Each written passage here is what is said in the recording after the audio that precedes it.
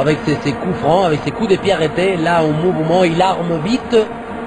Allez, il aura l'occasion encore, Tchabalala, de mettre le danger devant le but de Mikhailov. La tête et le but. L'ouverture du score pour l'Afrique du Sud. Eh bien, on le sentait arriver avec ce but de Sangweni. Voilà. Sur un coup de pied arrêté, c'est allé très très vite. Il y a eu 4, 5, 6 tentatives de la sorte. Eh bien, c'est sur coup de pied arrêté, comme souvent d'ailleurs, que cette équipe d'Afrique du Sud vient d'ouvrir le score après 20 minutes de jeu dans cette première période. Ouais, et encore ce corner dès la part du gaucher, son numéro 8, qu'il a mis en évidence qu'il a un très bon pied. On va dire aussi que le gardien, il a très très mal joué, parce que c'est un ballon plein 6 mètres. Regardez, ce corner, il va partir, il va filer devant tout le monde. Aucune intervention de beaucoup, trop même, des joueurs de Bulgarie, que personne ne va pouvoir intervenir. Et voilà l'arrière central, son numéro 21, à côté des Koumalo. Et ben voilà, c'est sa 8e sélection à Sangweni, son premier but. Âgé de 26 ans, ce jeune défenseur des Bafana.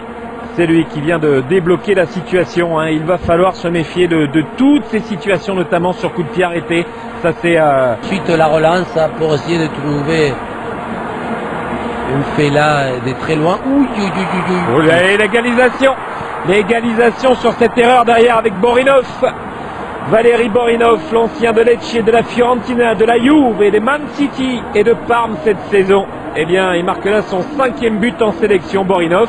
Et on l'avait dit, moment de flottement, moment de relâchement. On joue moins concentré du côté des Bafana. Oui, et bien là, il le paye cash. Oui, en plus, il s'était trouvé complètement isolé suite au corner. Et là, regardez, entre l'axe central, non, du tout. Et que ce soit le buteur, le défenseur central. On retrouve quand même Borinov entre Gaxa et Sanguina en plein milieu. Oui, un centre forcé, certes, mais pas normal. Surtout Gaxa, c'est lui qui doit venir fermer, parce que son coéquipier est un petit peu aspiré par la position du ballon. Et Gaxa ne ferme